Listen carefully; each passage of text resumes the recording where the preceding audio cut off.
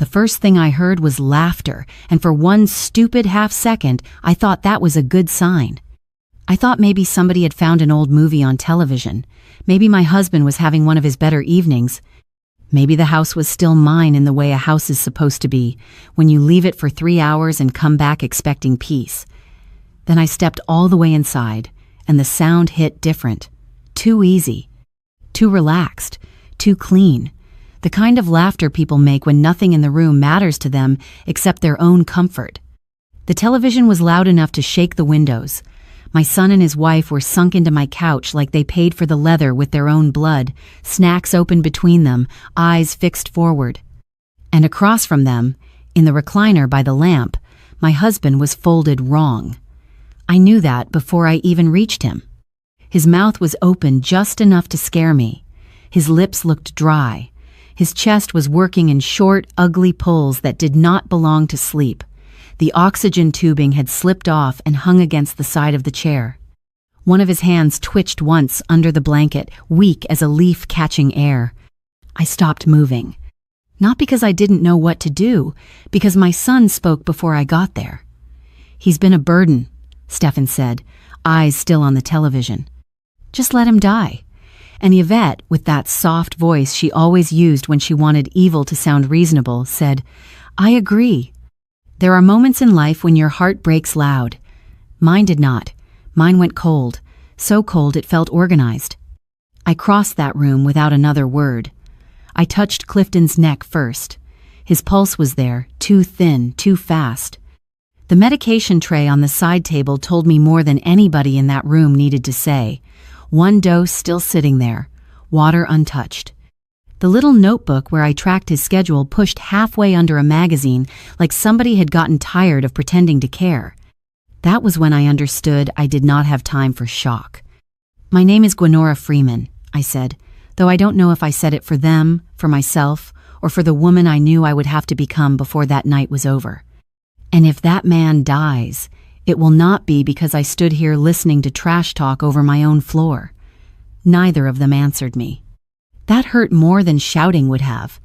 I got Clifton's emergency bag from the hall closet, shoved his records and charger inside, fixed his oxygen as best I could, and leaned close enough for him to hear me fighting not to cry. "Baby, stay with me. Stay right here with me." His eyelids fluttered, but that was all.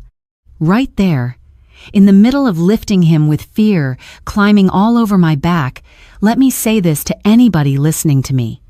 Tell me where you're watching from, because some of us know what it means to carry a whole house on our chest and still keep moving. Stefan finally looked at me when I got Clifton halfway up. "Mom, you're overreacting."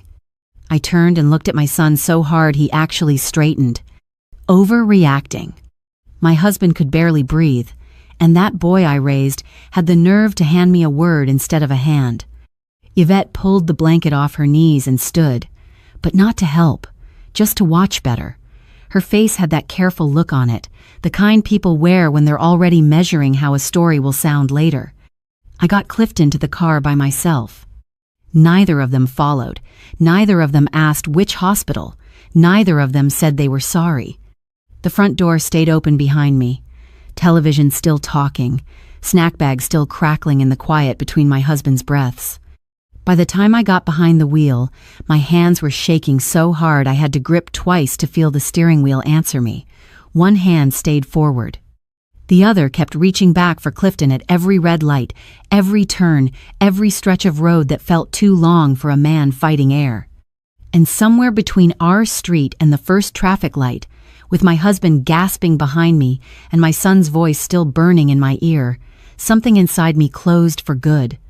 The words from my living room did not fade under hospital lights. They sharpened. By the time I pulled up to the emergency entrance, I was barely breathing right myself. I do not remember parking clean. I remember throwing the door open, yelling for help, and seeing two people in scrubs turn at the same time when they looked into the back seat and saw Clifton. After that, everything broke into pieces that moved too fast for grief and too clearly for denial. They got him onto a stretcher before I could finish saying his name.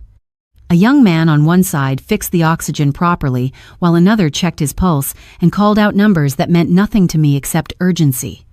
A nurse with quick hands asked me questions without looking away from my husband's face. When was he last responsive? Did he take his evening medication? How long was he struggling like this? Was he alone? That last question hit me harder than the first three. No, I wanted to say. He was not alone. That was the ugliest part. But the truth caught in a different shape. He was with family. The nurse looked up at me then. Not long, just enough. They moved him through a set of doors, and I followed until somebody touched my arm and told me I had to wait there. I stood in that hallway with Clifton's emergency bag hanging from my hand and could still see my son on that couch like he was burned onto the back of my eyes. One leg crossed over the other. One hand in a bag of chips, my husband fighting for air across. The room, while the boy I carried for 9 months talked about death like he was tired of hearing a dog bark. There are moments a woman survives in body first and spirit later. That hallway was one of them. The doors kept opening and closing. Shoes squeaked. A cart rattled past. Somebody cried 2 rooms over. I stood still through all of it, because if I sat down, I knew I might not get back up the same woman. A doctor finally came to me after what felt like 3 hours and could not have been more than 30 minutes. He was calm in the way doctors get calm when they know panic helps nobody. "Your husband is stable for now," he said. For now. I held on to those 2 words because they were all I had. He explained it low and direct. Clifton had come in acute distress. Missed medication timing had made things worse. He was dehydrated. His oxygen had been off long enough to matter. The delayed response had pushed everything closer to the edge than it needed to be. Then he said the sentence that split the night open. Another hour at home could have cost him his life. I did not cry right away. I nodded first, like I was being told where to sign for a package. My body was still trying to keep up with what my heart already understood. This was not a sudden spell, not bad luck, not one of those frightening little turns people explain away with age. This was preventable. And the reason that word lodged so deep in me is because Clifton's care was not guesswork. Being a disabled veteran had left him with routines that were measured, timed, and necessary. We did not freestyle our way through his nights. His medication had an order. His breathing support had an order. His body had to be respected because it had already paid enough. Somebody in that house knew that. The doctor gave my shoulder one brief, professional squeeze and walked away. I was still standing there trying to breathe around what he had said when a nurse stopped a few feet from me. She was older than the first one, steady-eyed, with the kind of face that did not waste concern. Her badge read Clarissa Holloway. She lowered her voice. "Mrs. Freeman," she said carefully, "has his routine been managed consistently at home lately? Shock usually leaves a mess behind. Their calm had not." I sat in the hospital waiting area with Clifton's bag at my feet and a paper wristband still stuck to my sleeve from where somebody had brushed past me in the hallway, and the more the night settled around me, the less I could hide behind panic. Panic had done its part. It got him out of that house. It got him oxygen, hands, monitors, light. But now that I was still, my mind started doing something colder. It started sorting. Not the big things first, the little ones. Stefan had not jumped up when I came in. Yvette had not dropped the remote. Neither of them had that wild, guilty confusion people get when something terrible happens faster than they understand it. No half-finished explanation. No, I was just about to call. No reaching for a phone. No stumbling over themselves to look useful. They had not looked scared. They had looked interrupted. That was what kept needling me. I could still see my son's face in that living room. Not angry, not even worked up, just tired in a way that had nothing to do with concern and everything to do with resentment gone stale. And Yvette, sitting there with her knees tucked to one side, speaking that ugly little agreement like she was commenting on the weather. I agree. The kind of woman who could whisper something wicked and still make herself sound reasonable had been in my house too long. There are truths that do not arrive like thunder. They arrive like something in a room shifting slowly, inch by inch, until one day you realize it no longer belongs to you. That waiting room gave me too much space to remember. Not memory the way people tell stories after the fact. Memory the way your body starts pulling threads on its own once the lie can no longer hold. Dad seems confused lately. You sure he already took that? You don't have to hover over him every second. Let me handle it. At the time, those words had landed inside ordinary family irritation. Stefan had said them with that strained little patience adult children use when they want to sound responsible. Yvette always folded hers inside concern, acting like she was trying to lighten my load. More than once, she had touched my elbow and told me I looked tired. More than once, Stefan had stepped between me and some small task involving his father, as though he was doing me a kindness. I had let myself be softened by tone. That was the part that burned. Because now, sitting under those hard hospital lights, I could hear what had really been happening. They had not been helping me trust Clifton less. They had been helping me trust myself less. Every little comment had pushed the same direction. Maybe he was forgetting more. Maybe I was overchecking. Maybe I did not need to keep such a close eye on every pill, every appointment, every detail. Soft takeover. That is what it sounded like now. The doubt in me did not turn toward my husband. Not once. Clifton had fought too hard, survived too much, and lived too honestly for me to turn him into the weak link just because somebody younger said the word confused with enough confidence. No. The doubt turned where it belonged, toward the version of events I had been fed in careful spoonfuls for months. A machine beeped somewhere down the corridor. A child started crying, then stopped. A woman across from me stared into a vending machine coffee like it had offended her personally. Life kept doing what life does in hospitals, moving in little broken circles while people waited to hear whether love would hold. I looked up when I saw Clarissa Holloway coming back down the hall. She did not rush. She did not perform concern. She just stopped near my chair and glanced once toward Clifton's room before lowering her voice. "I'm only asking because we've seen some irregularities before," she said.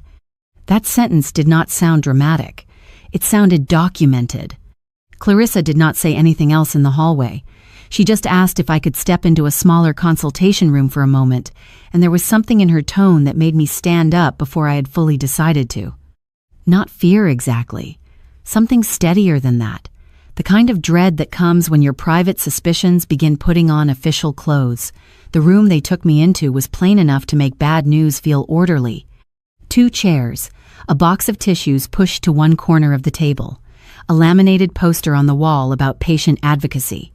Clarissa stood near the door, and a hospital social worker joined us a few seconds later, a woman with kind eyes and a clipboard she did not hold like a weapon. Nobody sat right away. That bothered me more than if they had rushed.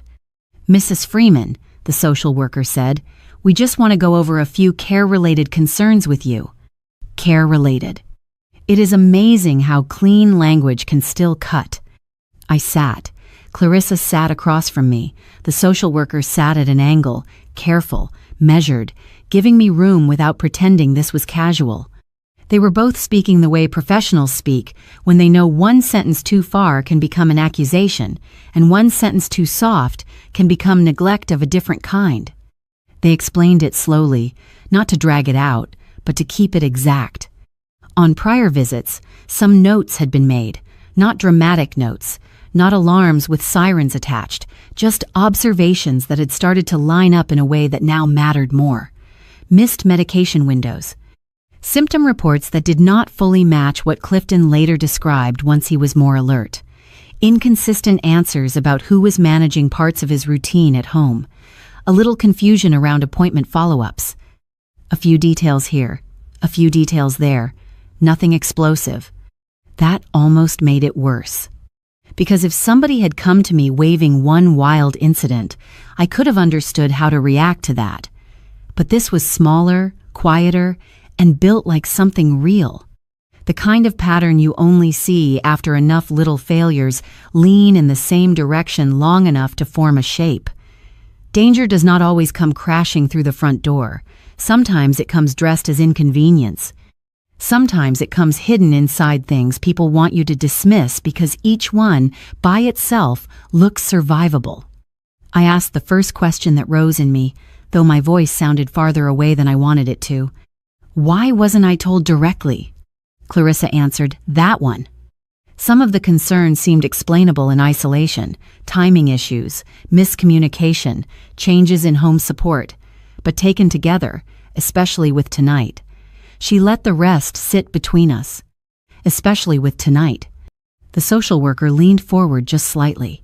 We are not accusing anyone at this stage, but we are advising you to review very carefully who has been administering medication, managing appointments, and making care decisions in the home. That word again. Administering. Not helping, not checking in, administering. I thought about Stefan taking the pill organizer from my hand one afternoon because he said I looked tired. I thought about Yvette answering questions that had been directed at me, smiling like she was trying to spare me effort. I thought about how easy it had become over the last few months for both of them to stand in front of something and call it support while quietly changing its direction. And for the first time, I felt something uglier than heartbreak pressing up through me. Not rage. Humiliation. Because family can get close enough to your life to rearrange it while still calling the damage love. The social worker did not crowd me with sympathy. I appreciated that. She kept her voice level and said they could note the concerns formally, help me review resources, and document whatever needed to be documented moving forward. No dramatic promises, no moral speeches. Just process. That made me trust them more. They stood to leave before I did. Clarissa opened the door, but the social worker paused with one hand on the frame and looked back at me, not unkindly. If someone has been taking over his care without following instructions, she said, you need to look at that immediately. Once I started remembering honestly, the house got loud. I let myself in a little after midnight with Clifton's empty emergency bag still in my hand and the kind of silence that should have felt restful but did not. The television was off now. The snack wrappers were gone. My son and his wife were nowhere in sight. If I had not still been carrying the smell of hospital antiseptic on my clothes, I could have almost lied to myself and said I imagined the whole evening. But houses remember what people do inside them. I stood in the living room and looked at everything as if it belonged to somebody else. Clifton's recliner, the lamp beside it, the side table with the medication tray I had snatched up earlier now sitting wiped clean, too clean, as though somebody had tried to restore innocence with a damp cloth. That little detail turned my stomach before I fully understood why. There is a kind of fear that does not make you run, it makes you look harder, so I did. I went to the kitchen first, opened the cabinet where I kept Clifton's backup supplies. One bottle of water missing from the usual place would not have meant anything on its own. Neither would the repositioned pill organizer in the drawer below, but I was past the point of treating each odd thing like it had arrived alone. I opened, checked, compared, and started seeing what I should have seen sooner. The refill dates on 2 prescriptions did not sit right in my spirit. One had been renewed earlier than expected, another later, not by weeks, just enough to make me pause. On the fridge, an appointment card was held under a magnet from the pharmacy, and the time written there was not the time I remembered putting on our calendar. I crossed to the hallway table and opened. The family planner. Somebody had scratched through one follow-up visit and rewritten it 2 days later in Stefan's blocky handwriting. For convenience. That phrase slid through me like a blade. How many times had I heard it? How many times had Stefan stood too close to a phone call and answered before I could? How many times had Yvette stepped in with that polished little smile and said, I already handled it, as though I should be grateful to be relieved of my own life? The memories did not come back dramatically. They lined up. Stefan taking the pill tray from my hand because I looked tired. Yvette offering to organize paperwork because you have enough on you. A delivery signed for before I could get to the door. Questions from the clinic answered across me, not through me. My own routines treated like habits that could be improved by younger hands. Not force. Never force. That was what made it dangerous. Force leaves bruises people can point to. This had been softer than that. 1,000 tiny substitutions. 1,000 ways of making me feel as though I was being eased toward rest when really I was being edged out of position. They did not need to lock me out. They just needed to make stepping back sound reasonable. And I had stepped back. Not fully, not willingly, but enough. That truth sat in my throat like shame. I moved down the hallway into the bedroom Clifton and I had shared for 36 years, and even in there, I could see it now. The top drawer where I kept his nightly schedule had been straightened by somebody who did not understand my order and thought neatness was the same thing as care. Papers stacked too evenly. A pen moved from the left side to the right. A shoebox near the closet pushed farther in than I remembered. Small things, small enough to dismiss, small enough to build a whole betrayal inside. I stood at the foot of the bed and looked around the room that had once felt like the safest place in the house. Then it hit me, clear and cold. They were not just waiting for Clifton to weaken. They had been arranging the room around that outcome. Medical control and financial control do not stay strangers for long. By the time I sat down at the dining room table with Clifton's file box, my reading glasses, and a legal pad I had not touched in months, it was almost 2 a.m. The house had gone still in that unnatural way houses do after something ugly has happened inside them. Not peaceful, just watchful. I kept expecting to hear footsteps from the hallway, some soft excuse, some late-night performance from Stefan or Yvette about misunderstanding and stress and how hard all of this had been on everybody. But nothing came. That suited me fine. I had already seen enough of their faces for one night. So I started with paper. Bank statements first, then benefit deposits. Then the stack of insurance correspondence I kept rubber-banded in date order beside the bread box because Clifton liked knowing where things were even when he was too tired to look himself. I pulled VA-related mail from one pile, household drafts from another, and set the recent months in front of me side by side until the table looked less like a home and more like something that required answers. At first, nothing made sense. Not in a way I could name. I scanned line after line, expecting something obvious to rise up, some large mistake, some careless move that would explain everything quickly. But the numbers sat there quietly, ordinary, unbothered, like they had nothing to hide. That was what unsettled me, because real trouble rarely introduces itself clean. I went back through it slower. A withdrawal here, a vague label there. Small amounts small enough to ignore if you were tired, if you were rushing, if you trusted the rhythm of your own life not to betray you. None of it screamed. None of it demanded attention. It all blended into the kind of background noise people stop hearing after a while. Administrative, transfer adjustment, care support. I wrote them down anyway. Not because I fully understood them yet, but because something about their repetition sat wrong in my chest. Not loud, just persistent, like a question I hadn't learned how to ask yet. I leaned back for a moment and looked at the page. The amounts didn't tell the story. The timing did. They didn't cluster together. They didn't spike.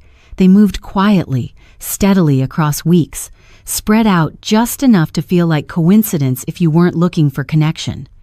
But once I stopped looking at them one by one and started looking at them as a line, something shifted. Not proof. Not yet. Just direction. I kept going. A benefits notice from 2 months back had been rerouted to a mailing address I didn't recognize at first. I stared at it longer than I expected, trying to place it, trying to convince myself it was something simple, an administrative adjustment, a temporary redirect, something I had agreed to and forgotten. But the longer I looked, the less that explanation held. The address belonged to a private mailbox service 10 minutes from our house. Clifton had never used anything like that. Neither had I. We had lived in the same home long enough for our address to feel fixed, like something you didn't question unless something had gone wrong. I checked the next envelope. Then another. Most still came to the house. A few didn't. Just enough to be easy to miss. Just enough to matter. I sat there for a moment, letting that settle before moving on. Then came the online access notices. Not password changes exactly. Device recognition emails, security confirmations. At first glance, they looked like the usual digital clutter alerts people swipe past without reading. But I forced myself to slow down. Dates, times, locations, a browser login from a machine I knew wasn't ours. Individually, each one felt explainable. Together, they didn't. I turned to the insurance file next, then the dependent care paperwork, then the disability review correspondence. That was where the pattern started tightening. Not her name, not directly. She was too careful for that. But her timing was there. The requests lined up with the weeks she first started helping me sort forms at the kitchen table. The same stretch of time she began telling me I looked tired. The same stretch when she offered to scan documents because I was old school and things moved faster online. At the time, it had felt like support. Looking at it now, it felt like positioning. Forms weren't just paperwork. They were access. And access, once given, doesn't always stay where you think it does. The realization didn't land all at once. It built, piece by piece, each document adding a little more weight to something I hadn't wanted to name earlier. Stefan had carried the resentment out loud. Yvette had given it structure. By the time I reached the last folder, my hands had gone cold again. There, clipped behind a review packet tied to Clifton's long-term care status, was a submitted form that should never have been touched without a conversation, certainly not without his full understanding. It wasn't fully completed. It hadn't gone all the way through, but it had gone far enough. Far enough to show intent. Far enough to show direction. Far enough to suggest that someone had already begun arranging things around an outcome nobody had said out loud. I didn't react right away. I just sat there, staring at the page, letting the weight of it settle into something steady enough to carry. Because by then, I understood something clearly. Nothing I was looking at had been done in a rush. And that made it worse. By the time I asked one question outside my own walls, the silence around everything finally cracked. It happened the next afternoon, after I left the hospital with a headache sitting behind my eyes and a paper cup of coffee I had forgotten to finish. Clifton was stable enough for me to step away for an hour, though I hated every second of it. I told myself I was going home to shower and change clothes. That was only half true. The other half was that I needed to know whether what I had started uncovering had lived only inside my house, or whether any part of it had been visible from the outside. I saw Tasha Green before I reached my front steps. She was outside watering the tired little plants on her porch, still in her house dress, still wearing that expression she always had when she noticed more than she intended to say. Tasha had lived next door long enough to recognize when something felt off, even if she didn't always have the language for it. I walked over before I could lose my nerve. "Tasha," I said, "I need to ask you something, and I need you to answer me straight." Her hand stopped on the watering can.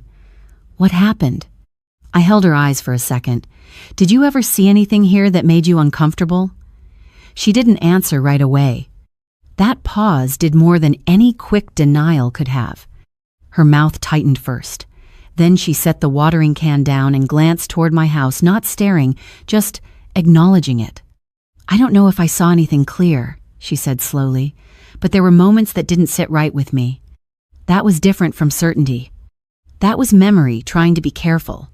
She told me there had been raised voices on afternoons when I was out running errands or at the pharmacy. Not constant, not every day, just enough to notice. Sometimes it wasn't even shouting.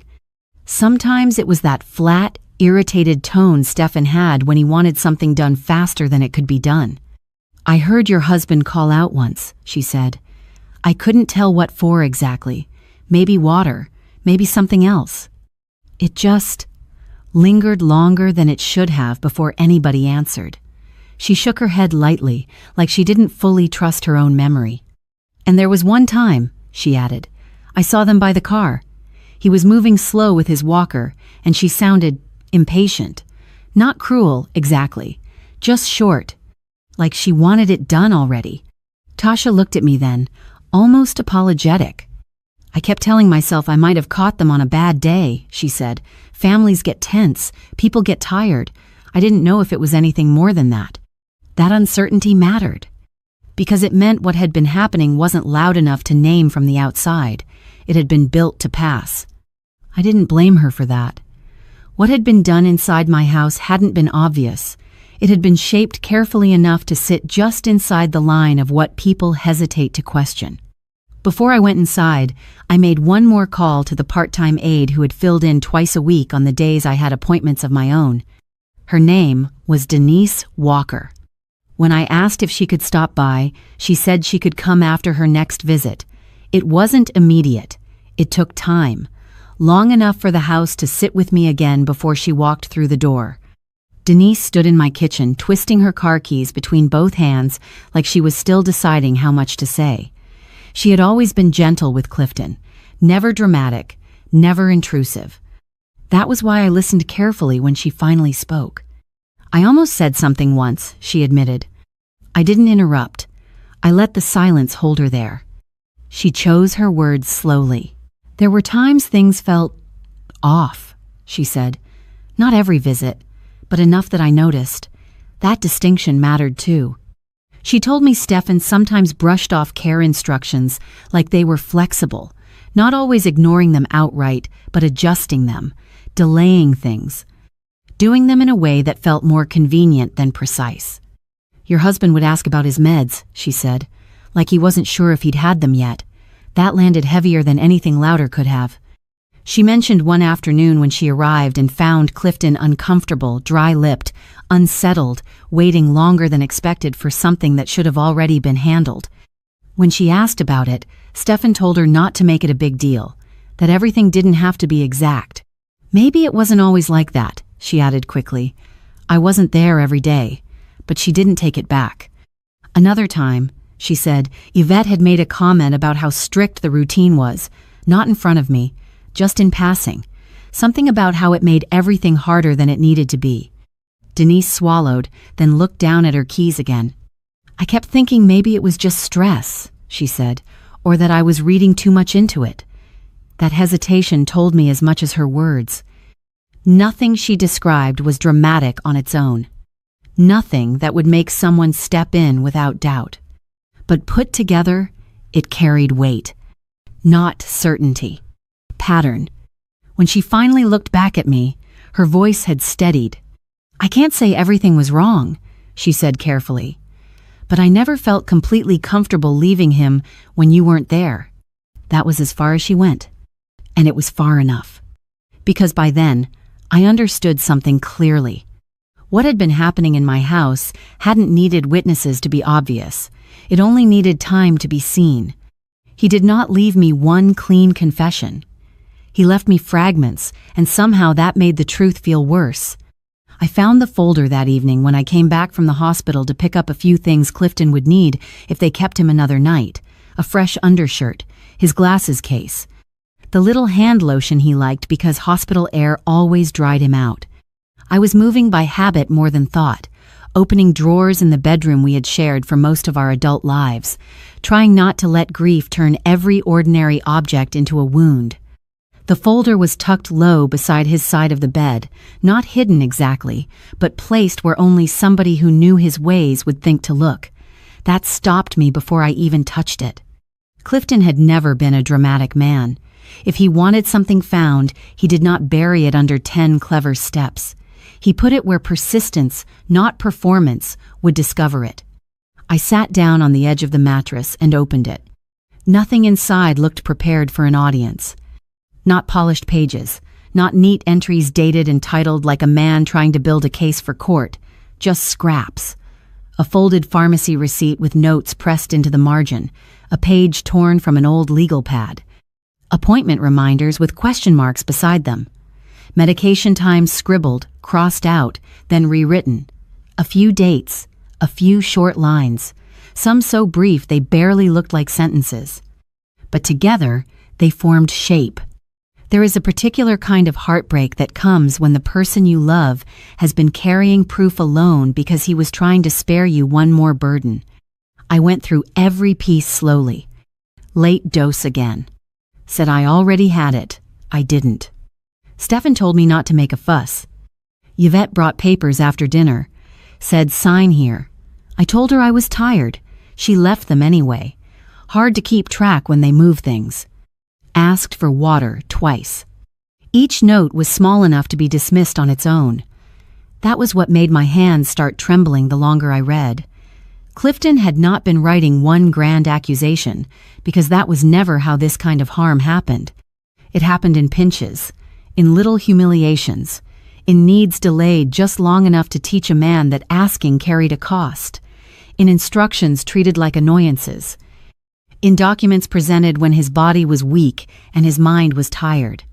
Stefan's name appeared more than Yvette's, but her presence was there all the same, thin and cold around the edges of too many entries. She handled papers. She stayed near the forms. She brought things when he was worn down. She was always close to process. One note hit me so hard I had to put the papers in my lap and close my eyes for a second. Don't want her to see him like this. Not me. Him. Their son. That line stripped something raw inside me. Clifton had not just been enduring mistreatment. He had been watching our child become somebody smaller, meaner, and more hollow than either of us had wanted to name out loud. And instead of handing me that truth when he first felt it, he had tried to carry it himself. Protect me from it. Protect what little piece he thought I still had left. I hated that for him. I hated that for us. But more than either of those things, I hated the quiet discipline of it. Even wounded, even diminished, my husband had still been trying to manage pain in a way that cost other people less. At the very bottom of the folder was a smaller slip of paper, folded twice, not shaky like the others.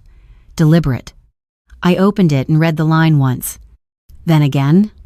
If anything happens, check the blue envelope. I stared at those words until the whole room seemed to narrow around them. The apology came too fast to belong to sorrow. It sounded like strategy, trying on tears. Stefan showed up just before noon, dressed too neatly for a man whose father had almost died the night before. Not formal. Just composed in a way that told me he had looked in a mirror before he came. Yvette walked beside him in a cream sweater with her hair pulled back smooth, carrying nothing, not flowers, not coffee, not even the courtesy of pretending she had rushed. They paused at Clifton's hospital door like actors waiting for a cue. And in that small hesitation, I knew something had shifted permanently. Stefan's face crumpled first. "Mom," he said, and that one word was packed with too much intention. "I've been sick over this." "Have you?" He crossed the room, but not toward Clifton. Toward me. That mattered. He reached for my hands, and I let mine stay where they were, folded over my purse in my lap. His fingers closed on air. For the first time in his life, my son looked surprised that access had failed him. "I didn't sleep," he said quickly. "I keep replaying everything. We were stressed. Dad's been hard lately. Things came out wrong." Yvette stayed near the window, quiet as lace, watching the room the way people watch for exits. Not Clifton's face, not the monitor, the chair where I had draped my coat, the folder half visible inside my bag. Her eyes paused there a second too long. That told me more than Stefan's voice ever could. There comes a point when grief stops asking to be comforted and starts asking to be accurate. So I listened. Stefan cried carefully. That is the only way I know to describe it. Not fake exactly, but controlled. Tears that arrived without disrupting his sentences. He blamed stress first, then exhaustion. Then the pressure of handling everything at home. "I've been managing his meds, appointments, all of it," he said. "It's a lot, Mom, you know that." That was when something in me went still. Managing. Not helping. Not assisting. Managing. A word too big for what I had seen. I did not interrupt him. I let him keep going. He said his father had been increasingly difficult, that there were nights nobody understood unless they lived it, that people said things when they were overwhelmed. He swore nobody meant what was said in the living room. He swore Yvette had only been trying to calm him down. He swore they both loved Clifton. Loved him. I looked at my husband lying there under clean sheets and measured air, and all I could think was that love should not need this much editing. Stefan crouched beside my chair the way he used to when he wanted forgiveness as a little boy. That almost would have worked. If I had not read the folder, if I had not seen the jagged notes in Clifton's hand, if I had not stood in my own kitchen staring at paperwork that proved somebody had been building pathways through our life while smiling in my face. "Mom, please," he said softly. "Just talk to me. Let me explain." "Explain what?" How a man watches his father struggle to breathe and reaches first for a sentence cruel enough to make death sound practical. Yvette finally spoke then, and even now I can hear how measured it was. "We know this looks terrible." Looks, not is. I turned my head and met her eyes for the first time since she walked in. She held my gaze just long enough to feel deliberate, then softened it, the way people do when they want to seem reasonable while calculating outcomes. "We were just trying to keep things consistent," she added gently. "Following the schedule the doctor recommended." That was the moment she made her mistake, because I knew that schedule better than I knew my own handwriting. And what she had just described did not match it. Not the timing. Not the dosage. Not the order. Just close enough to sound believable. Not close enough to be true. I said nothing. That silence stretched. Stefan shifted beside me, sensing something he could not name. "I told her how it works," he said quickly, nodding toward Yvette. "She was just helping me keep up." Another word that didn't sit right. Helping. Not managing.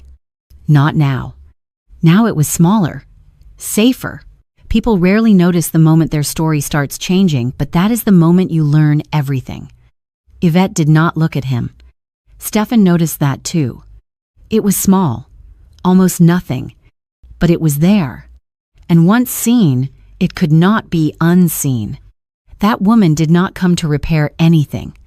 She came to measure what had already slipped out of her control and decide how much of it she could step away from.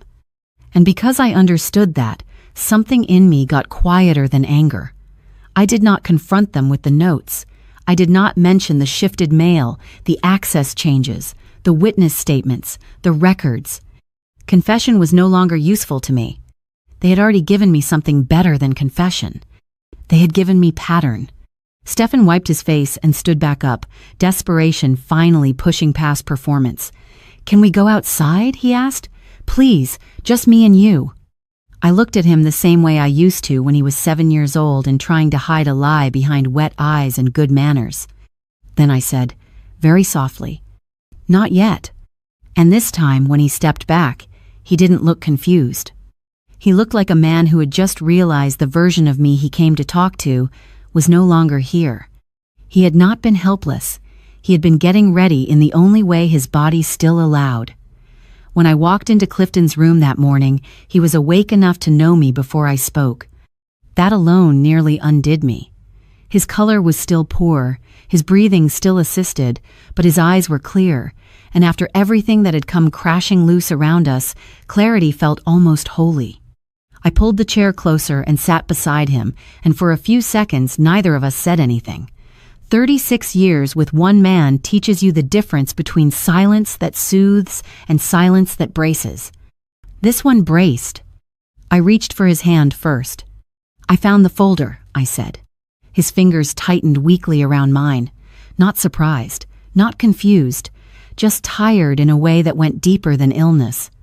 Then, after a long breath, he said, "You found the note too?" I nodded. That was when I understood the hardest part of all of this wasn't going to be uncovering what had been done. It was going to be realizing how long he had been carrying it alone. Clifton told me where the blue envelope was kept inside the locked drawer of the old filing cabinet in the den, under the pension records and the warranty packet for a television we no longer owned. That sounded exactly like him. He had always believed the safest place to keep something important was where nobody would bother to look twice. I went home, found the key taped beneath the cabinet lip exactly where he said it would be, and opened the drawer. The envelope was there. Blue, thick, worn soft at the corners like it had been handled more than once, then put away again without resolution. I didn't open it right away. Something in me held back, not fear, not exactly, just the understanding that whatever was inside it would change the shape of things permanently. So I closed the drawer, took the envelope with me, and drove back to the hospital before breaking the seal. It felt wrong to read it without him still here to answer what it meant. Inside were copies. Not one clean file assembled all at once, but pieces gathered over time. Benefits records, printed access logs, updated care instructions, authorization forms with names marked in places that mattered. A typed page outlining who was supposed to handle what if Clifton became medically compromised and couldn't respond clearly in the moment. Some of it was clear. Some of it wasn't. There were sections that looked unfinished, notes that had been started but not followed through, a few pages where it was obvious he had intended to revise something and hadn't gotten the chance. It wasn't perfect. It wasn't complete. But it was enough. Enough to show direction. Enough to show awareness. Enough to prove that what I had seen in that living room hadn't been the beginning, it had been the point where something already in motion finally surfaced. He had started tightening the doors. Not all the way. Not in time to stop what happened that night, but enough to leave traces, enough to narrow what Stefan could reach, enough to create a record that didn't rely on memory or explanation. Enough to show that his silence had never been surrender. When I looked up from the pages, Clifton was watching me with an expression I had seen only a few times in my life, grief, stripped of pride. "I kept hoping I was wrong," he said. His voice was rough, but steady. Not wrong about Yvette. Some part of him had already measured her and found something cold underneath the surface. Wrong about Stefan. Wrong about the boy he had taught to ride a bike in our driveway. The one he had corrected gently. The one he kept making room for, even when respect had started thinning in ways neither of us wanted to name out loud.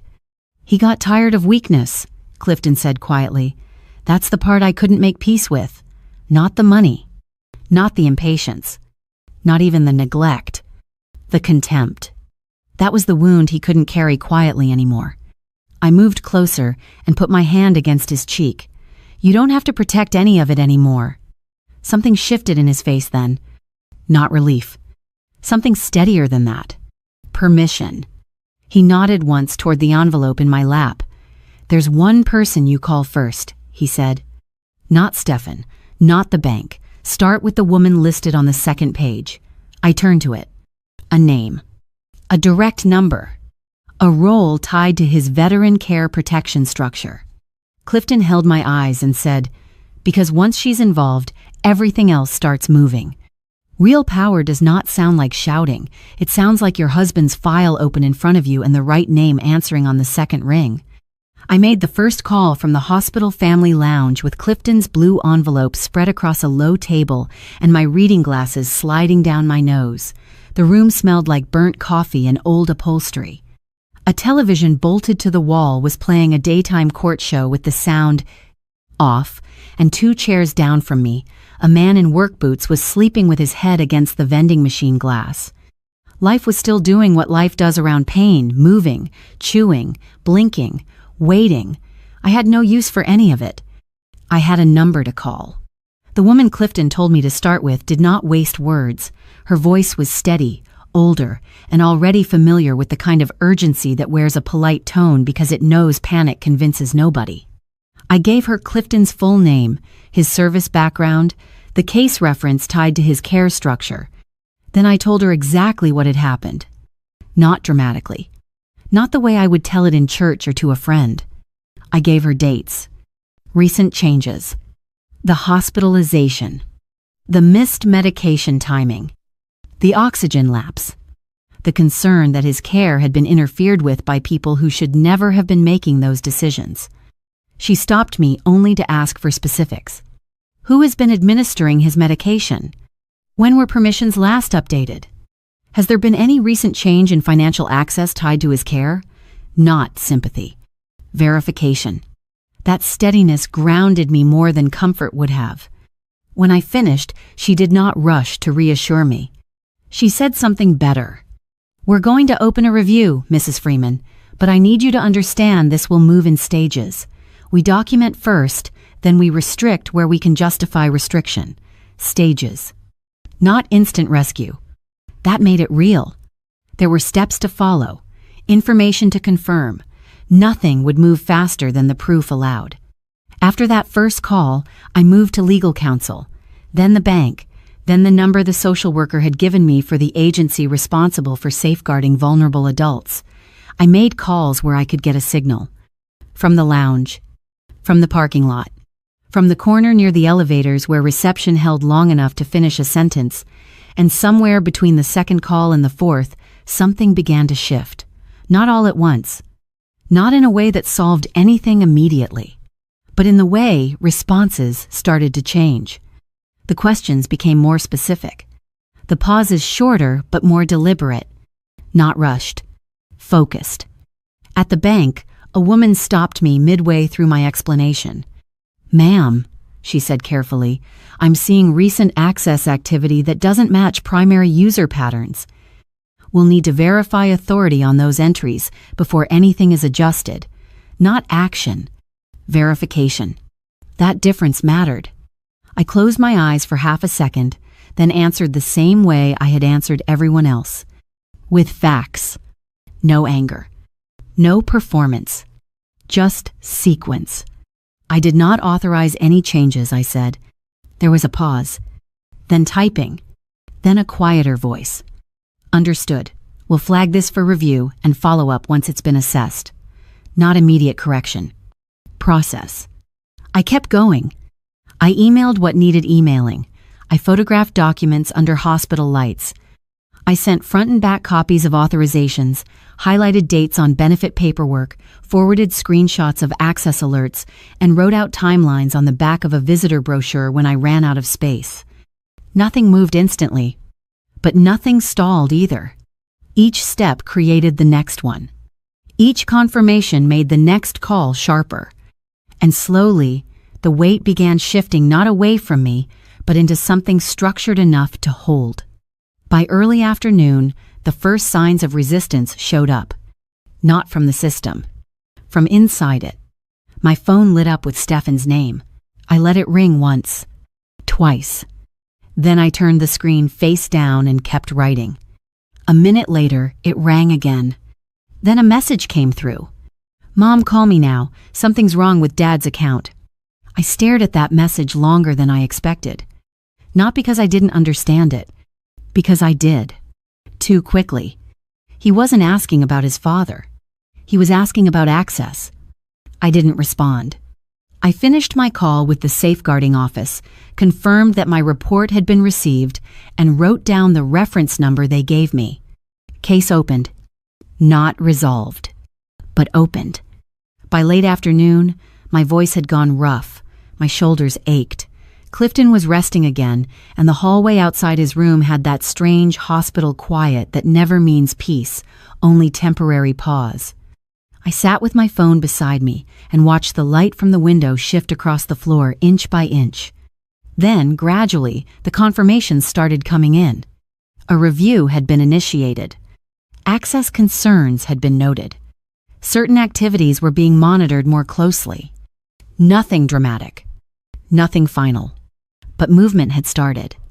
And once something enters process, it doesn't go back to being invisible. My phone lit up again. Stefan. This time, I answered. "Mom," he said, voice tight, stripped of softness. "I can't get into anything. Not concern. Not confusion. Anything." I looked through the glass at Clifton sleeping, steadier now than he had been the night before. Then I said, very calmly, "That's because it was never yours." Silence hit the line so hard I could hear him breathing. And in that silence, for the first time since I walked into that living room and heard my son talk about death like it was convenience, I felt something shift. Not relief. Not victory. Movement. They did not understand they were losing control until ordinary things started refusing them. It began small, which is how real consequences usually begin. Not with sirens. Not with somebody banging on the front door. With friction. A login that no longer worked. A call that no longer returned what it used to return. A question that got answered with, "That matter is under review." At first, it still felt fixable to them. That was the part I understood clearly. People like Stefan do not panic at the first closed door. They assume it is a mistake, a delay, a system glitch waiting to be corrected by the right tone, the right insistence, the right reminder of who they are. By noon the next day, he was calling my phone hard enough to make it vibrate across the hospital tray table. I let it ring twice before I answered. Not for drama. For memory. "Mom, what did you do?" No greeting. No concern about his father. Just that. I looked through the glass at Clifton sleeping and said, "I started correcting what should never have been touched." Silence. Then the first crack. "I can't get into anything." Anything. That word told on him more than he meant it to. "I called the bank," he went on quickly. "They said there's a hold, some kind of review, and the VA portal my access isn't working. They're saying they have to verify things before restoring it." Not certainty. Not finality. Interruption. That difference mattered. "What did you expect?" I asked quietly. He didn't answer that, because for the first time, expectation had nowhere to land. By that afternoon, the unraveling had begun to take shape. Not loud, not dramatic, but structured. The benefits inquiry connected to Clifton's care had been placed under review, not denied, not closed. Held. Bank permissions that had been moving too freely were flagged and limited pending verification, not seized. Restricted. Medical communication settings were being reviewed and gradually redirected back where they belonged. Notes added, contacts checked, instructions reinforced where they could be confirmed. Not everything changed at once, but enough began shifting to make the pattern visible. A formal welfare concern had been attached to the hospitalization, ensuring that future interactions would be handled more carefully. And somewhere inside that slow tightening, the first real problem for Stefan appeared. Nothing could be fixed with a conversation anymore. Process had entered the room. And process does not respond to emotion. He came to the hospital before visiting hours ended. This time, he did not arrive with tears arranged neatly in his eyes. He came in angry first, then unsettled when anger failed to move anything. Yvette was with him, but 2 steps behind, dressed plain, face composed, watching him move through reactions she had probably already anticipated. "This is ridiculous," he said in a harsh whisper outside Clifton's room. "They're acting like I did something criminal." "They're acting like something needs to be reviewed," I said. "That's not the same thing," he snapped. "No," I agreed. "It isn't." That stopped him. Because agreement, when it doesn't lead to relief, feels like distance. His voice dropped lower. "You didn't have to do all this. We could have handled this privately. Privately." I let that word sit between us. "You already did," I said. That landed. Not loudly, but deep. Yvette stepped in then, soft as ever. "We just need to understand what's happening," she said. Need. That woman had a way of choosing words that made intrusion sound reasonable. "What's happening," I said, "is that things are being reviewed." She held my gaze a second longer this time, then shifted slightly, not away, just angled, calculating. "Because of what exactly?" she asked. Not defensive. Careful. That was new. I watched her for a moment before answering. Because the people responsible for his care were not following it. Stefan turned toward her then. Not fully, but enough. Small things break first. He hadn't done that yesterday. "I was following it," he said quickly. "You know that." Yvette didn't answer right away. Another small thing. Another crack. "I followed what you told me," she said finally. "Not we. Not us. You." Stefan's head turned the rest of the way now. And in that one quiet shift, the shape of things changed. They had stood together when access was easy. Now that access was uncertain, they were standing inside something else entirely, and neither of them looked comfortable there. He swallowed hard, then looked past me, through the glass, at his father in that bed. Whatever he saw there stripped the rest of the certainty out of him. Because for the first time, he wasn't dealing with a conversation. He was facing consequence. When he turned back, his face had gone pale in a way I had never seen before. Not boyish, not ashamed, just unsettled by something he couldn't talk his way out of. "This isn't temporary, is it?" he asked. I held his eyes. Then I said, very evenly, "It depends on what the review finds." And that was when it finally settled into him. Not loud, not dramatic, but real enough to change the way he stood. Pressure does not make people new, it just strips them down to what was already there. Yvette started changing her language the moment the walls around her got official. I saw it first in a voicemail she left while I was still at the hospital, her voice soft and careful, stripped of the quiet confidence she used to wear in my house like perfume. "I just want to clarify a few things," she said. "Some of the paperwork was handled by Stefan. I wasn't involved in every detail. I'm sorry, not how is Clifton. Not this never should have happened. Clarify, handled, detail." She was already stepping sideways out of the wreckage, testing which words would leave the lightest footprint. By the next day, she had moved from tone to strategy. There was an email, then another, then a message passed through legal channels that somehow said 3 different things at once. She had only been helping. She had relied on Stefan's understanding. She had no reason to believe anything had been improper. Every sentence put one foot back while pretending not to move. Every phrase widened the distance between her hands and whatever had been touched. He handled that. I didn't know. I was only helping. That woman peeled herself away from blame with the smoothness of somebody who had practiced surviving consequences before she ever married into my family. If you watch long enough, you start to see what kind of loyalty people actually carry, especially when the truth begins to gather witnesses. Stefan did not see it at first, or maybe he saw it and thought panic would pull them closer together. He came into Clifton's room red-eyed and worn thin, still asking versions of the same tired question, "How bad is this? What happens next?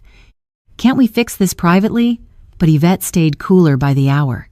She stopped finishing his sentences, stopped echoing his outrage, stopped saying, "we." That was the first crack he could not ignore. "She was involved too," he said once, low and angry, when he caught me alone near the nurse's station.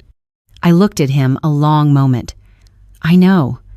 It was the first honest thing I had given him in days, and somehow that unsettled him more than silence. The truth was, Yvette had made one mistake women like her always make when they believe intelligence belongs only to them. She assumed selective documentation works only in one direction. But by then, too much had already been gathered. Her timestamps were attached to submitted forms. Her device overlap sat inside the access trail. Messages lined up with the weeks she started organizing Clifton's paperwork. Denise had already described the way Yvette treated care instructions like an inconvenience. Even old correspondence showed her asking questions she had no reason to be asking unless she was positioning herself around something larger than household help. She was not some wife caught in her husband's bad choices. She was a planner with polished manners. And when that shape began tightening around her, she did exactly what I expected. She tried to trade loyalty for distance. There was a meeting that afternoon with legal counsel on speakerphone, one of those dry, procedural conversations where nobody raises their voice and everybody hears exactly how bad things are anyway. Stefan kept interrupting. Yvette did not. She waited, listened, chose her spots. Then, in that same measured tone of hers, she said, "To be clear, any benefit-related submission was based on information I was given by my husband. My husband. Not Stefan. Not we. My husband." I heard the change. Stefan heard it too. His head turned toward her so fast it was almost childish. "You signed some of it," he said. Yvette did not look at him. That depends on what you mean by signed. That was the moment he finally saw her correctly. Not as his ally, not as the woman who had stood beside him in arrogance and whispered agreement over his father's suffering, but as somebody whose real devotion had never been to him at all. It had been to the advantage. Then, legal counsel mentioned one overlooked record, a time-stamped attachment tied to a benefits inquiry and forwarded from an address Yvette had previously acted as though she barely used. Nothing dramatic. Just one quiet piece too exact to explain away. Yvette went silent. Not offended. Not outraged. Not confused. Silent in the way people go when they recognize the door has closed behind them. He came to me without arrogance, and that was how I knew whatever remained between us had finally reached its true shape. He asked to speak to me alone just after sunset, when the hospital hall had gone that peculiar quiet that never feels peaceful, only tired. Clifton was resting. The machines in his room made their steady little sounds behind the door, and down the corridor somebody laughed too loudly at something meant to keep fear away. Stefan stood near the window at the end of the hall with both hands in his pockets like he did not trust them not to shake. No performance this time. No tears arranged for effect.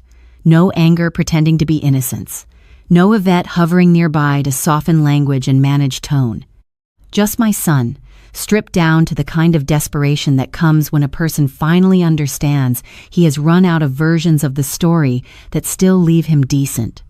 "Mom," he said, and even now that word could still find old bruises in me. "Please." I walked toward him slowly and stopped far enough away that he had to feel the distance. For a second he said nothing at all. That, more than anything, showed me how scared he was. Stefan had always used words the way some people use furniture, something to place between themselves and discomfort, but now language had failed him, and he knew it. Then he started trying doors. He said he had been overwhelmed. He said Yvette had gotten into his head. He said things had been hard for months. He said he had felt invisible in that house. He said his father had changed. He said he hadn't meant it the way it sounded. He said people say terrible things under pressure. He said he was still my son. That one landed exactly where he intended it to. There are moments when motherhood rises in your chest like reflex, wanting to cover what should finally be seen clearly. But clarity, once earned, is a discipline. And by then I had paid too much for mine to abandon it. So I let him talk. I let him reach for childhood, for stress, for confusion, for marriage, for money, for every path back into being held as somebody wounded instead of being judged as somebody dangerous. He wanted me to meet him in memory because memory is softer than truth. Memory still has scraped knees and birthday cakes and little hands in yours crossing a parking lot. Truth had a living room in it, a recliner. Missed medication, oxygen tubing hanging loose, his father fighting for air while he sat there and called death practical. When he finally ran out of words, the silence between us felt deserved. "I know I was wrong," he said. "I know I messed up, but you're acting like I'm some kind of monster." I looked at him for a long time before I answered. Long enough that he had to stand inside his own sentence and feel how weak it was. Then I said very calmly, "You didn't become cruel that day. You revealed how long you'd been practicing." He flinched. Not big, not dramatic, just enough, because he knew it was true. I took one step closer, not out of tenderness, but because some truths deserve to be heard without distance helping them blur. "He fought for this country with less fear than I saw in that living room," I said, and the son he raised sat there and called him a burden. Stefan looked down then. His mouth moved once, but whatever he meant to say could not get past the shame of hearing himself named accurately. For the first time since all of this began, I did not see panic in him. I saw recognition. Thin, late, and ugly, but real. That was the point of no return. Not because I hated him, not because I wanted revenge, but because I was done pretending this was a choice between husband and son, loyalty and blood, history and justice. He made that choice himself the moment he treated vulnerability like inconvenience and called it truth. When he finally looked back at me, something in his face had gone slack with understanding. He was no longer afraid of losing access to a house, a file, a benefit, a position in the family order. He understood now that what he had lost was the right to be assumed family at all. The house sounded different once Care came back and Performance left with its shoes in its hand. Clifton came home on a Thursday afternoon under a pale sky that made everything look softer than it was. He moved slower than he used to, slower even than before the hospital, and I felt that in places I did not show on my face. The aide from discharge walked us through the final instructions at the front door. Careful, direct, respectful. I thanked her, signed what needed signing, and waited until her car pulled away before I turned back toward my husband.